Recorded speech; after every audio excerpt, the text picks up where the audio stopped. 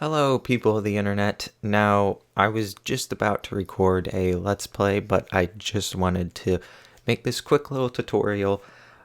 Recently, Apple updated their iOS for all their mobile devices to 13. Now, normally I'm not into updating stuff. However, iOS 13 just enabled Xbox and PlayStation 4 controller, DualShock 4 controller compatibility.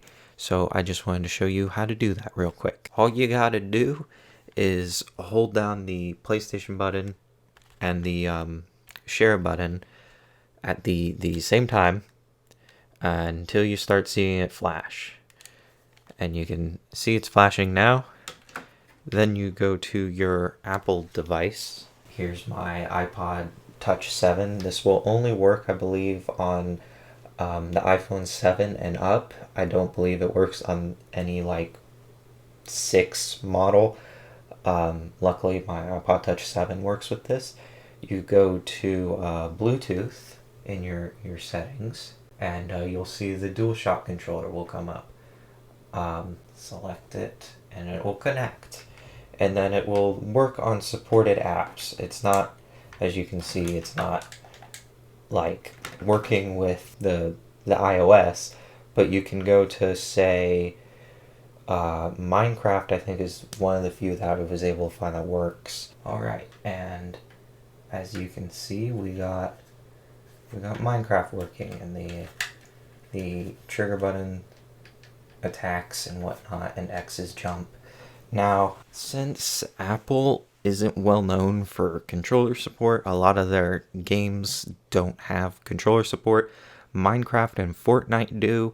If you do join a lobby in Fortnite, I believe it will kick you into console players because you're playing with a controller. But it kind of turns your Apple device into a little console, which I like that.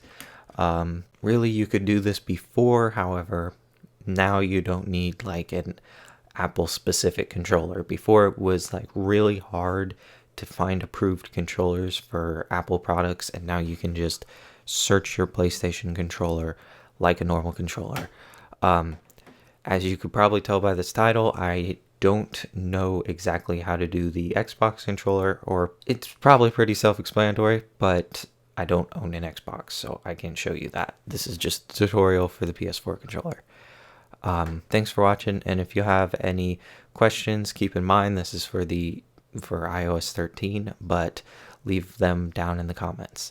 This will also obviously work with the newer iPads, and that should be really fun because you can actually prop up your iPad and use it as a proper screen, whereas a small iPod Touch would probably be a little cumbersome.